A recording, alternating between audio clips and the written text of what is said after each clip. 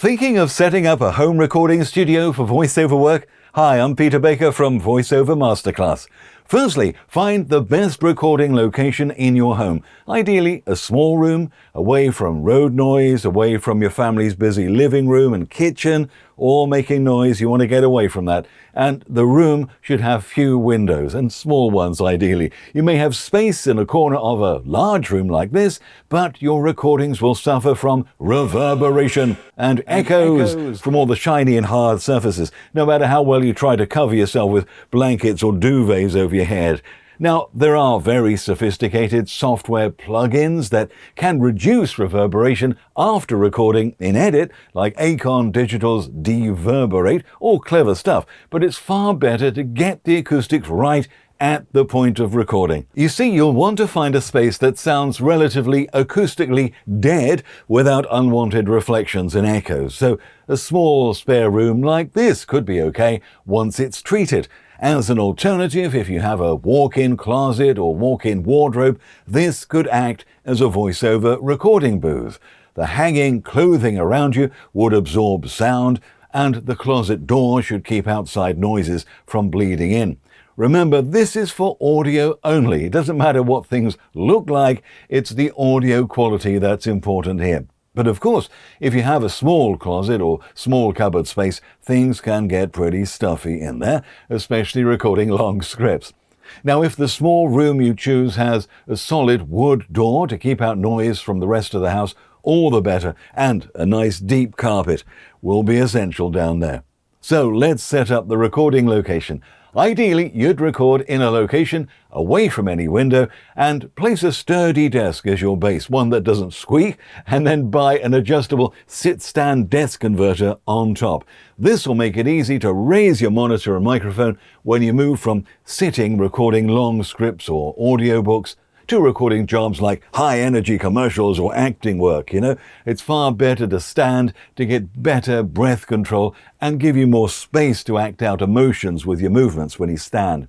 So it gives you the option. So an up and down desk. Then surround yourself with hanging acoustic blankets or duvets if you like to deaden the sound, even if you do have other soft items in the room as well. You may need to stick things on the ceiling as well, like a little bit of foam, or if you've got acoustic tiles, then stick them up there as well. Now, for single microphone voiceover work, this kind of setup will be a great start until you're ready to upgrade to a professional booth one day when you start to pull in bigger and more lucrative voiceover jobs. A booth like this could be placed even in a garage or outbuilding and will keep sound out as well as being acoustically treated well inside. Now, if you're doing podcasts or recorded discussions with 2 or even more microphones open at once though, you'll need to cover all the walls and ceiling with foam panels and place special foam, what's called bass traps, in the corners at least. So, what equipment do you need to start voiceover work in your home studio? The last thing you want is to waste money on the wrong kind of gear.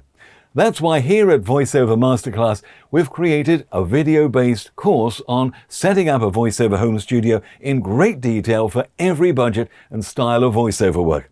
Large diaphragm condenser microphones are the best type for voice work, and you'll get to know why. And also you'll get our recommendations for all the associated equipment like pop filters, USB interfaces, cabling, right type of computer, and software to use. But of course, it's one thing having the right home studio equipment.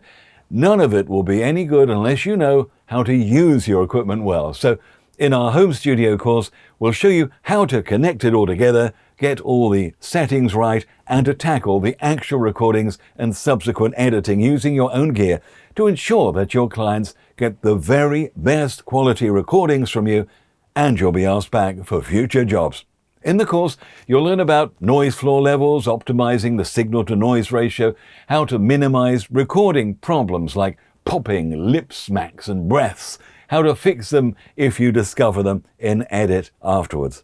You'll also be behind my shoulder in my own voice booth as I record and edit a radio ad, TV spot, and part of a documentary narration. So you'll see the variety of techniques you need to use in great detail. All this so you'll hit the ground running. So Good luck with setting up your own home voiceover studio, and check out the free sample video chapters using the link. Thanks very much for watching.